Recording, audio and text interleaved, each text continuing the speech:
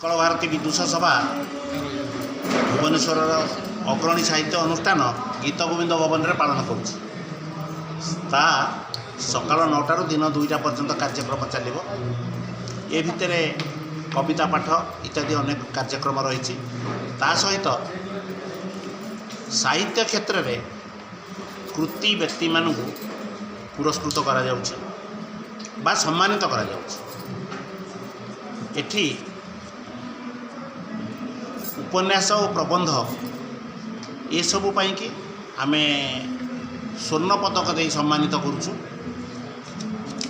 ଇପ୍ସିତ ସ୍ୱର୍ଗ ବହିର ଲେଖକ ଲେଖିକା ଡକ୍ଟର ଜୟନ୍ତୀ ଜେନା ରୌପ୍ୟ ପଦକ ଦେଇ ସମ୍ମାନିତ କରୁଛୁ। ଭିଟାମାଟିର କୋହ ବିସ୍ମିତା କୁମାରୀ ପଣ୍ଡା, ତୃତୀୟରେ ଶ୍ରୀ, ସେ ପୁସ୍ତକର ନାଁ ହେଲା ଶ୍ରୀ, ସେ ତୃତୀୟ ପୁରସ୍କାର ପାଇଛନ୍ତି। ବନୋଜ କୁମାର ରାୟ। ତେଣୁ ଇଏ ତିନିଟା ହେଲା ଗଦ୍ୟ ସାହିତ୍ୟ। ଏହା ବ୍ୟତୀତ ପଦ୍ୟ ବା କବିତା ସଂକଳନ ଏସବୁ ପ୍ରବୃତ୍ତିରେ ଆମେ ପୁଣି ସେଇ 3ଟି ପୁରସ୍କାର ମଧ୍ୟ ଦେଉଛୁ।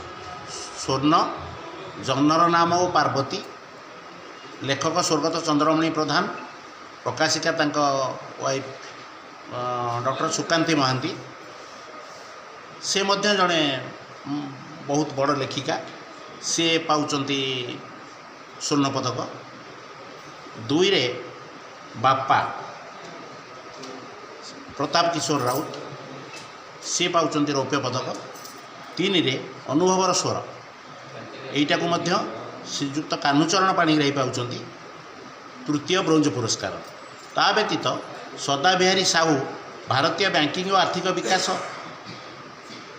ନାମକ ପୁସ୍ତକ ରଚନା କରିଥିଲେ, ଯେଉଁଟାକି ଓଡ଼ିଆ ଅର୍ଥନୀତି ଓ ସାହିତ୍ୟକୁ ରୁଦ୍ଧିମନ୍ତ କରିବ। ତାଙ୍କୁ ବିଦୁଷ ସମ୍ପଦ ସମ୍ମାନଟା ଦିଆଯାଉଛି। ପୁନର୍ବାର ପ୍ରତିମା ରାଣୀ ମିଶ୍ର ଷଡ଼ଙ୍ଗୀ 150 ପୁସ୍ତକ ରଚନା କରିଥିବାରୁ ତାଙ୍କୁ ଆମେ ବିଦୁଷ ଶତଦଳ ସମ୍ମାନରେ ସମ୍ମାନିତ କରୁଛୁ। ଏତଦ୍ ବ୍ୟତୀତ ଯେଉଁ 100ରୁ ଉର୍ଦ୍ଧ୍ୱ ବହି ଆସିଥିଲା, 3 ଖଣ୍ଡ ଲେଖା ଗୋଟେ ବହି, ସେ ପ୍ରତ୍ୟେକ ବହିକୁ ସମୀକ୍ଷା କରାଯାଇ ସେଥିରୁ 30 ଜଣଙ୍କୁ ଚୟନ କରାଯାଇଛି, ଯେଉଁମାନଙ୍କୁ କି ବିଦୁଷ ଭାରତୀ ସମ୍ମାନ ପ୍ରଦାନ କରାଯିବ। ଏତଦ୍ ବ୍ୟତୀତ ଆମେ ଅନୁବାଦ ସାହିତ୍ୟରେ ମଧ୍ୟ ଜଣେ ମହାନ ମହିୟସୀ ମହିଳା ବିନୋଦିନୀ ଦାସଙ୍କୁ ପୁରସ୍କୃତ ଏବଂ ସମ୍ମାନିତ ମଧ୍ୟ କରୁଛୁ ଅନୁବାଦ ସାହିତ୍ୟ ପାଇଁ। ତେଣୁ ଏହି କାର୍ଯ୍ୟକ୍ରମରେ ଆମେ ଦିନ 9ରୁ 2ଟା ପର୍ଯ୍ୟନ୍ତ କାର୍ଯ୍ୟକ୍ରମ ଚଲେଇ ରଖିବୁ।